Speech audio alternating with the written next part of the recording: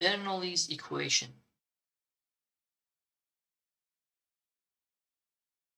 Heat transfers from higher temperature to lower temperature. If we want to translate the same terms for water, one can say water moves from a higher a watt to lower watt. So in Bernoulli's equation, if you look at the component of Bernoulli's equation, that's a Z1 if you consider this part a cross-section 1 and this is a cross-section 2.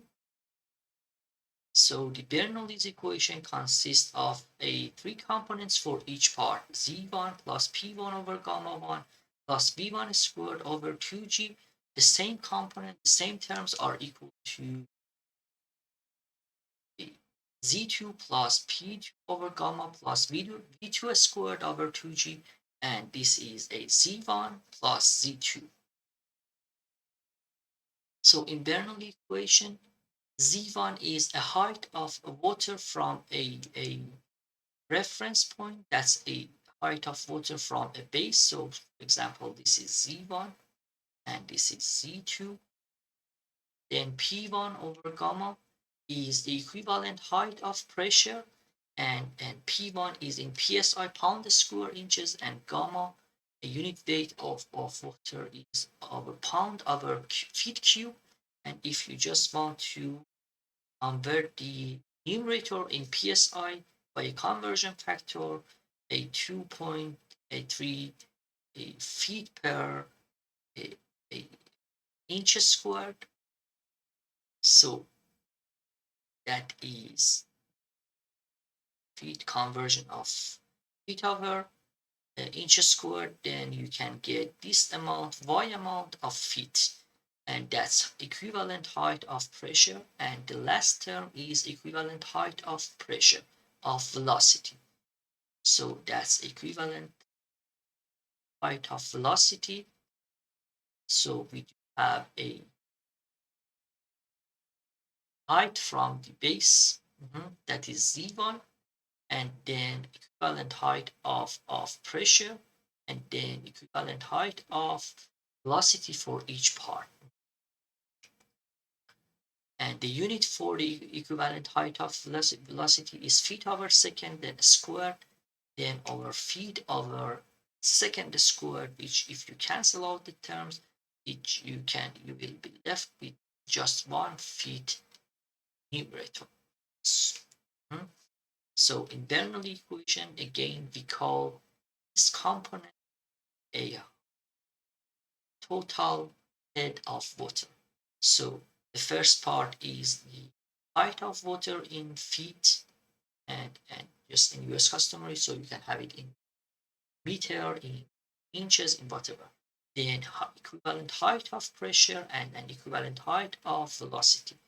So water moves from higher watt to lower watt. So again, if we want to say the same, the concept heat transfers from higher temperature to a lower temperature, and likewise water moves from a higher head to a lower head.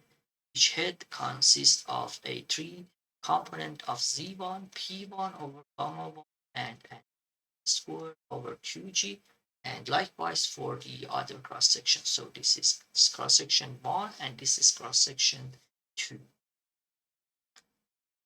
Daniel Bernoulli was a Swiss mathematician and physicist born in 1700 in Netherlands.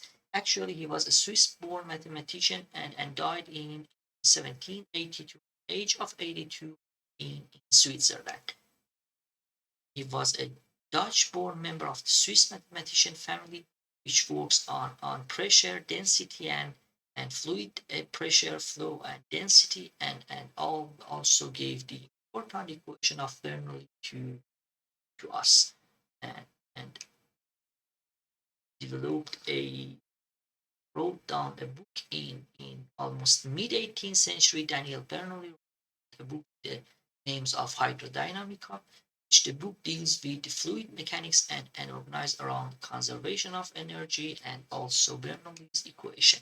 This is a figure at the right of the original the book of a 1738, almost 18, mid 18th century version of hydrodynamical book with Daniel Bernoulli. Let's talk about energy concept in terms of fluid energy. It just goes fluid possess or have energy in formats. The first one is when fluid is in movement, that's a kinetic energy. The second one is water elevation, that's the potential energy. And the last one is pressure, which is the pressure energy. And if you add these three components with each other, that's Z1, P1 over gamma, and a height of water, equivalent height of pressure, equivalent height of velocity. So in terms of energy concept, again H, which is the head of water, total head of water, total head of water is consists of Z1 P1 over gamma V1 over squared over 2G. And typical water pressure in a water network, for example, based off Missouri Water Guide, MO Water Guide, a typical water pressure is 60 psi, minimum of that is 35 psi, and target or aim water pressure is 100 psi.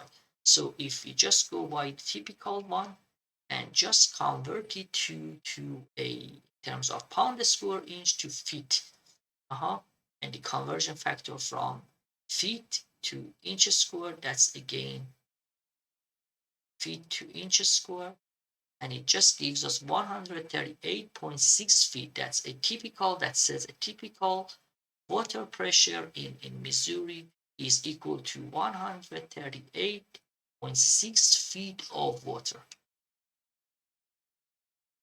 And also in energy concept, we define EGL, energy grade lines, which is or consists of all the three components of total head, and HGL, which just ignores the velocity. So V1 over G over 2G is ignored, and the two rest goes by hydraulic grade line or HGL.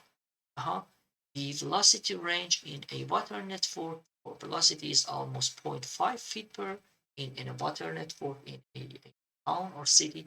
That's between a half of feet per second to 5.5 feet per second. And the maximum value of velocity is almost in a water network 8 feet per second. Again, based off of different, it might change a little bit, but that's a maximum allowable based off Missouri guide, and E squared over 2G, the equivalent velocity term, equivalent height of velocity, that's 8 feet square over 2 times. This is a density of water, that's a